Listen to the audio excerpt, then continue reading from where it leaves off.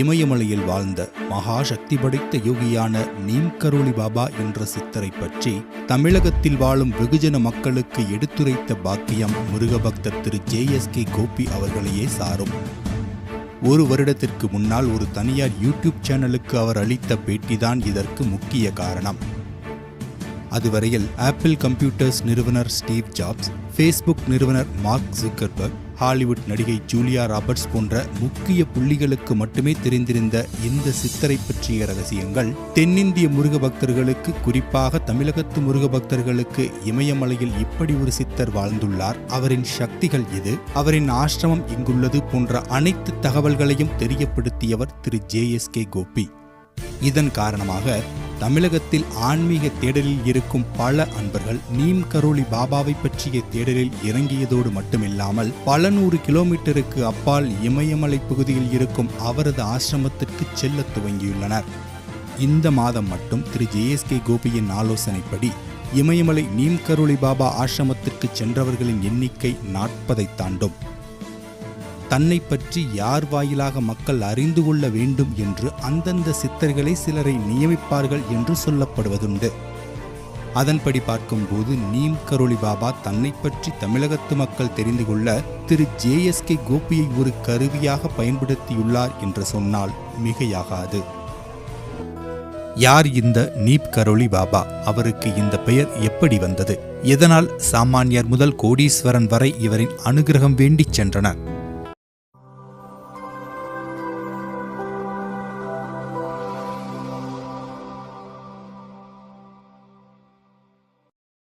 வயதான தோற்றம், தடித்த மேனி, சாதாரண பருத்தி ஆடை என்று நம் வீட்டு தாத்தா எப்படி இருப்பாரோ அதே தோற்றத்தில் முகத்தில் ஒரு புன்னகையோடு இருக்கும் இந்த அசாதாரணமான யோகியின் படங்களை நாம் பார்த்திருப்போம்.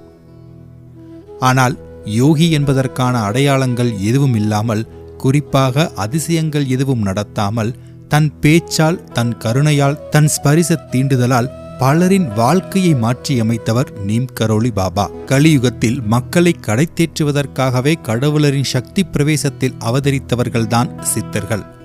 ஒவ்வொரு சித்தரும் ஒவ்வொரு தனித்துவம் கொண்டவர், அந்தந்த கடவுளின் அம்சமாகவே பிறந்தவர்கள். மும்மூர்த்திகளின் அம்சமாக அவதரித்தவர் தத்தாத்திரேயர், சிவனின் அம்சமாக அவதரித்தவர் ஆதிசங்கரர், விஷ்ணுவின் அம்சமாக அவதரித்தவர் ராமானுஜர் என்ற வரிசையில் ஆஞ்சநேயரின் அம்சமாக அவதரித்தவர்தான் இந்த நீம் கரோலி பாபா. உத்தரப்பிரதேசத்தின் ஃபிரோசாபாத் மாவட்டத்தில் அக்பர்பூர் எனும் கிராமத்தில் ஒரு ஜமீன்தார் குடும்பத்தில் பிறந்தவர் பாபா.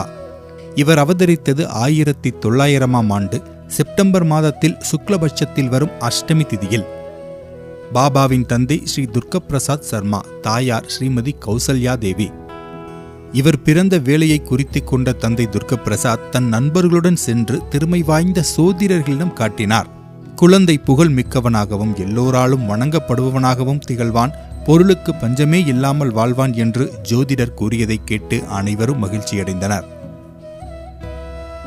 பிற்காலத்தில் இந்த நிலையை அடையப் போகும் பாபாவின் குழந்தை பருவம் அவ்வளவு இனிமையாக இல்லை.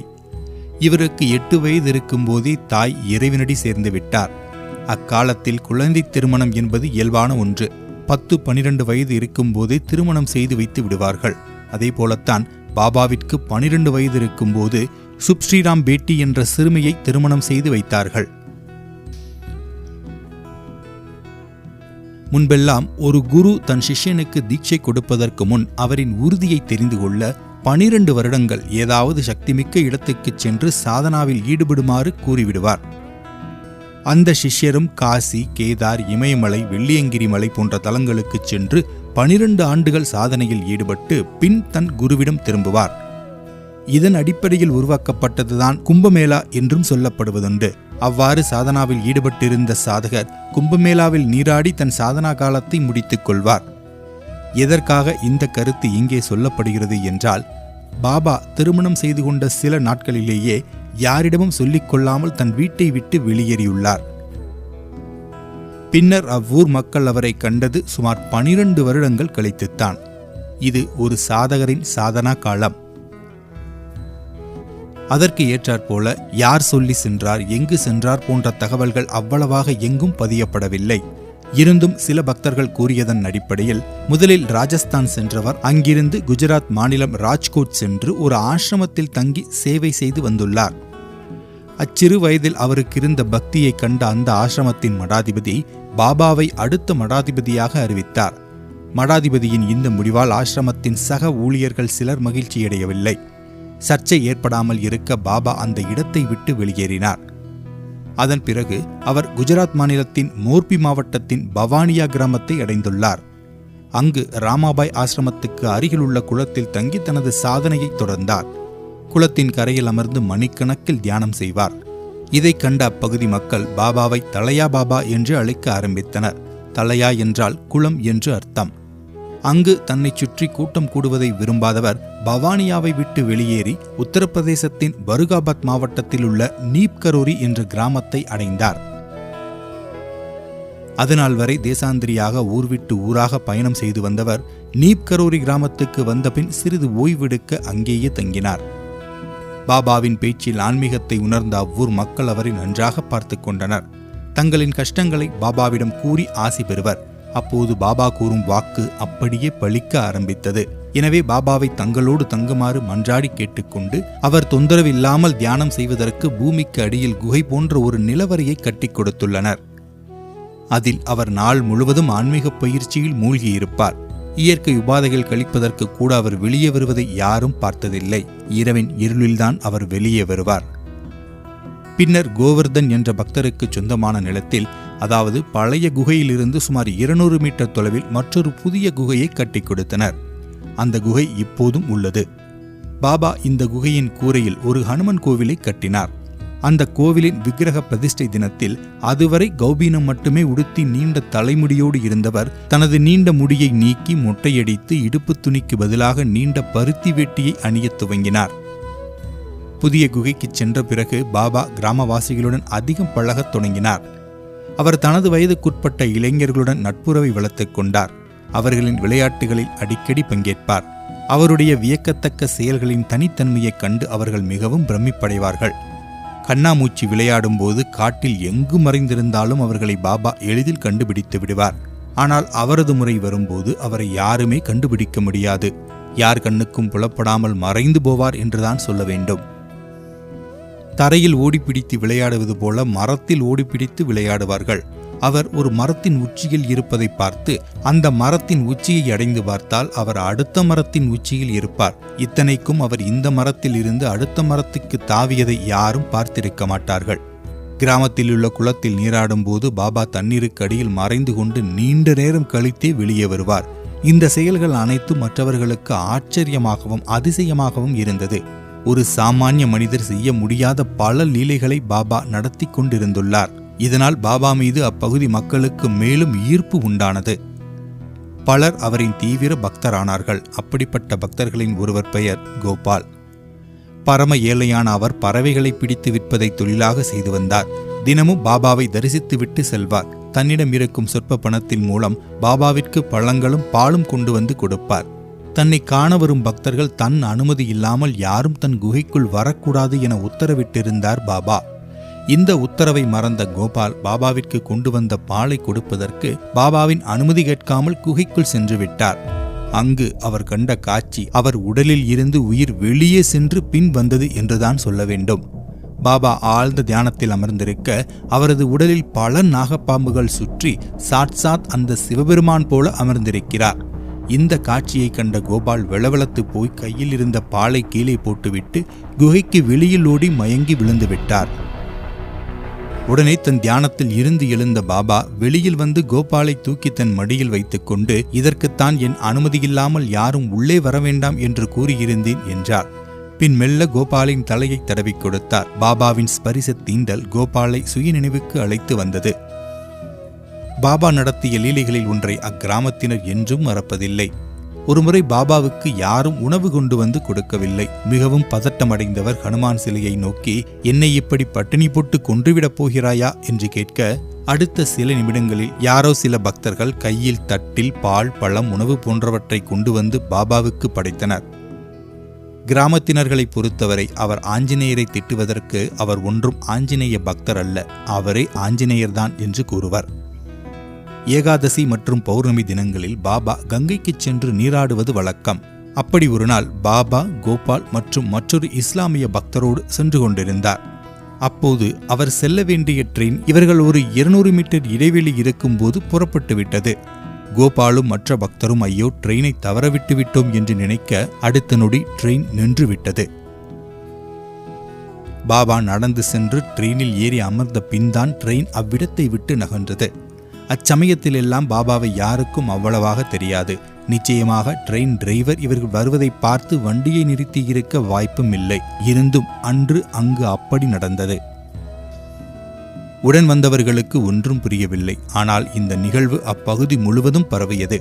பல வருடங்களுக்கு பின்னர் அக்கிராமத்தினரின் வேண்டுகோளை ஏற்று இச்சம்பவத்தை நினைவுபடுத்தும் விதமாக இந்திய அரசு அங்கே ஒரு ரயில் நிலையத்தை ஏற்படுத்தி அதற்கு பாபா லக்ஷ்மணதாஸ் ரயில் நிறுத்தம் என்று பெயர் வைத்தனர். அந்த ரயில் நிறுத்தம் இன்றும் உள்ளது. அந்த பகுதி மக்கள் பாபாவை அதுவரை லக்ஷ்மணதாஸ் பாபா என்றுதான் அழைத்துள்ளார்கள். அதனால்தான் அந்த ரயில் நிலையத்திற்கு அந்த பெயர் வைக்கப்பட்டது. தலையா பாபா, லக்ஷ்மணதாஸ் பாபா என்று பல பெயர்களால் அழைக்கப்பட்டு வந்தவர் நீம் கரோலி பாபா என்று எல்லோராலும் அழைக்கப்பட காரணமான நிகழ்வு மிக சுவாரஸ்யமானது. ஒருமுறை பாபா நீப் கரோலியில் இருந்து பருகாபாத் ரயிலின் முதல் வகுப்பு பெட்டியில் சென்று கொண்டிருந்தார். அவரது சாது மாதிரியான தோற்றத்தை பார்த்த ஒரு ஆங்கிலோ இந்தியன் கண்டக்டர் அவரை அடுத்த ஸ்டேஷனில் இறங்கச் சொல்லிவிட்டார். பாபாவும் எதுவும் பேசாமல் இறங்கி நடைமேடையில் அமர்ந்தார்.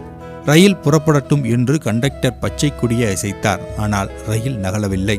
நிலைய ஊழியர்கள் எவ்வளவோ முயற்சி செய்தும் ரயில் நகலவில்லை. இந்த போராட்டத்தில் ரயில் 2 மணி நேரம் ஸ்தம்பித்து நின்றது. இயந்திர குறைபாடு எதுவும் காணப்படாததால் கண்டக்டரால் மேலதிகாரிகளிடம் சிக்கலை விளக்க முடியவில்லை. உண்மையில் இன்ஜின் இயங்கிக் கொண்டுதான் இருந்தது. ஆனால் சக்கரங்கள் மட்டும் நகரவில்லை. ரயிலின் அனைத்து பெட்டிகளும் முழுமையாக சோதனை செய்யப்பட்டும் எங்கு எந்த தவறு என்று யாருக்கும் தெரியவில்லை. அதிகாரிகள் பிரச்சினை குறித்து ஆலோசித்துக் கொண்டிருந்த போது பாபாவை நன்கு அறிந்த சில ரயில்வே ஊழியர்கள் ரயிலை நகர்த்துமாறு பாபாவிடம் ஜாடையில் கேட்டனர். பாபாவோ, நீங்கள் இறங்க சொன்னீர்கள், நான் இறங்கிவிட்டேன். இப்போது ரயிலை கிளப்ப என்னிடம் கேட்கிறீர்கள் என்று சொல்ல, உங்களிடம்தான் டிக்கெட் இல்லையே பாபா என்றார் அந்த ஊழியர். அப்போது பாபா தன்னிடம் இருந்த முதல் வகுப்பு டிக்கெட்டுகளை காண்பித்தார். அனைவரும் ஆச்சரியமடைந்தனர்.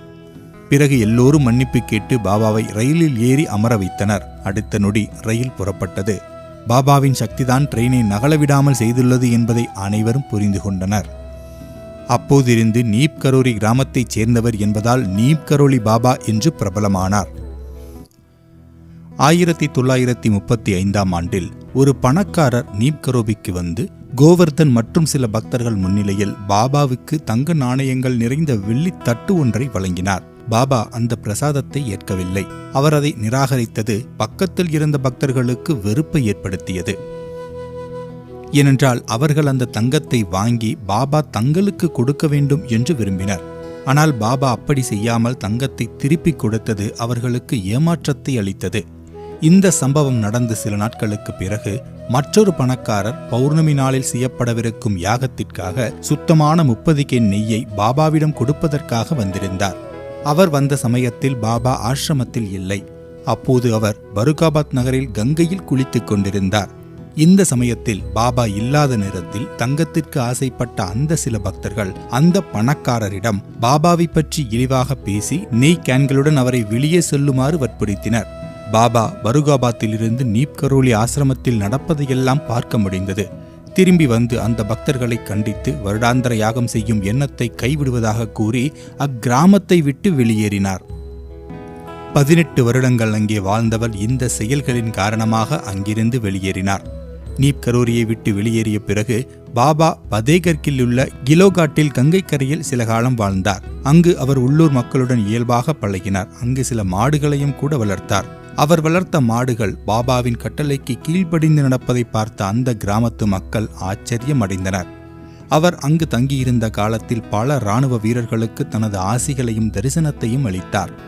இந்திய துறவிகள் மீது வெறுப்பு கொண்டிருந்த அவரது முதல் மேற்கத்திய பக்தரான கர்னல் ஜேசி மெக்கன்னாவின் எண்ணத்தை பாபா மாற்றினார். சில காலத்திற்கு பிறகு கிலாகாட்டை விட்டு வெளியேறினார். அதே சமயம் பரோலி, ஹல்த்வானி, அல்மோரா, நைனிடால், கான்பூர், லக்னோ, பிருந்தாவன் மற்றும் அலகாபாத் நகரங்களிலும் டில்லி, சிம்லா மற்றும் சென்னை போன்ற தென்னிந்தியாவிலும் மக்கள் மத்தியில் அவர் மீதான நிலையான மரியாதையும் பக்தியும் வளர ஆரம்பித்தது. இத்தனைக்கும் எந்த விளம்பரமும் இல்லாமல் நகர்ப்புற மற்றும் கிராமப்புற மக்கள், வெளிநாட்டவர் என அனைத்து மக்களும் பாபாவின் பக்தர்களானார்கள். இந்துக்கள், முஸ்லிம்கள், சீக்கியர்கள், கிறிஸ்தவர்கள் மற்றும் நாத்திகர்கள் கூட அவரிடம் ஈர்க்கப்பட்டனர். இந்தியாவின் முன்னாள் குடியரசுத் தலைவர் வி. கிரி, புகழ்பெற்ற தொழிலதிபர் ஸ்வரூப் பதாக், நீதிபதி வாசுதேவ் முகர்ஜி, ஜூக்கல் கிஷோர் பர்லா, கவிஞர் நந்தன், சுமித்ரா பந்த், அலகாபாத் பல்கலைக்கழக பேராசிரியர் தாதா சுதீர் முகர்ஜி, ஹார்வர்ட் பேராசிரியர் ராமதாஸ், கிராமிய விருதுக்கு பரிந்துரைக்கப்பட்ட கிருஷ்ணதாஸ், பிரபல இசைக்கலைஞர் ஜெய் உத்தல் மற்றும் UNO ஸ்மால் பாக்ஸ் ஒலிப்பு திட்டத்தின் இயக்குநர் டாக்டர் லாரி பிரில்லியன் மற்றும் பல குறிப்பிடத்தக்க நபர்கள் பாபாவின் சிறந்த பக்தர்கள் ஆனார்கள். தவிர ஆப்பிள் கம்ப்யூட்டர்ஸ் நிறுவனர் ஸ்டீவ் ஜாப்ஸ், ஃபேஸ்புக் நிறுவனர் மார்க் ஜூக்கர்பர்க், ஹாலிவுட் நடிகை ஜூலியா ராபர்ட் மற்றும் பல பிரபலமான மற்றும் புகழ்பெற்ற நபர்கள் பாபாவை நேரில் தரிசனம் செய்யும் அதிர்ஷ்டம் பெறவில்லை, ஆனால் அவர் மீது மிகுந்த பக்தி கொண்டிருந்தனர். ஆப்பிள் கம்ப்யூட்டர்ஸ் ஒரு சிக்கலான காலகட்டத்தில் இருந்தபோது யார் மூலமாகவோ பாபாவை பற்றி அறிந்த ஸ்டீவ் ஜாப் காஞ்சிதாம் ஆசிரமத்திற்கு வந்து சில நாட்கள் தங்கி பின் மன தெளிவு பெற்று ஆப்பிள் கம்ப்யூட்டரை வேறு உயரத்திற்கு எடுத்துச் சென்றுள்ளார். இதைப் போலவேதான் ஃபேஸ்புக் நிறுவனர் மார்க் ஜூக்கர்பர்க் ஒரு இக்கட்டான காலகட்டத்தில் தவித்துக் கொண்டிருந்த போது ஸ்டீவ் ஜாப் மார்க்கை அணுகி பாபாவை பற்றி சொல்லி அங்கு அவருக்கு ஏற்பட்ட மாற்றங்கள், அனுபவங்களைச் சொல்லி அவரை நீப் கரோலி பாபா ஆசிரமத்திற்கு போய் வரும்படி கூறியிருக்கிறார். மார்க்கும் கஞ்சிதாம் ஆசிரமத்திற்கு வந்து 1 மாதம் தங்கி மன தெளிவு பெற்று சென்றதன் எடுத்துக்காட்டுதான் இன்றைக்கு ஃபேஸ்புக் அடைந்திருக்கும் உயரம். இதனை பிரதமர் நரேந்திர மோடியுடன் மார்க் ஜூக்கர்பர்க் ஒரு இன்டர்வியூவில் கூறியிருக்கிறார். 1940களில் பாபா நைனிடாலில் அதிக நேரம் செலவிடத் தொடங்கினார். நகரவாசிகள் பலர் அவரிடம் பக்தி கொண்டவர்களாக மாறினர். பாபா எங்காவது செல்வதைக் கண்டால் அவர்கள் தங்கள் வேலையை விட்டுவிட்டு கவலையற்ற மனிதர்களைப் போல அவரை பின்தொடர்வார்கள். பாபா சென்ற வீடுகளில் விவரிக்க முடியாத ஆனந்தம் இருந்தது. எந்த நேரத்தில் எந்த ஊரில் அவர் இருக்கிறார் என்பதை கண்டறிய எந்த முயற்சியும் தேவையில்லை. எந்த ஊரில் வீட்டில் மகிழ்ச்சியும் ஆனந்தமும் ததும்பி வழிகிறதோ அந்த வீட்டில், அந்த ஊரில்தான் பாபா இருக்கிறார் என்பதை மக்கள் புரிந்து கொள்வர். ஏனென்றால் அந்த இடத்தில் பரவியிருக்கும் அதிர்வை அவரது இருப்பு உணர்த்தி காட்டியது.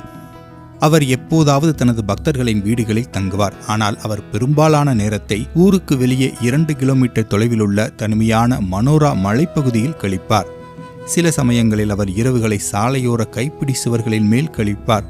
இல்லற சுகபோகங்களுக்கு பழக்கப்பட்ட வீட்டுக்காரர்கள் இரவு முழுவதும் அவருடன் விழித்திருப்பார்கள். பின்னர் பகலில் தங்கள் வழக்கமான செயல்களை கவனிப்பார்கள். ஆனால் இரவு தூங்காமல் இருந்ததற்கான எந்த சோர்வும் அறிகுறியும் இல்லாமல் மிகுந்த உற்சாகத்துடன் காணப்படுவர்.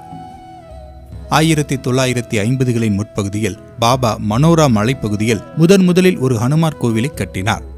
அதற்கு அவர் ஹனுமான் கர் என்று பெயரிட்டார்.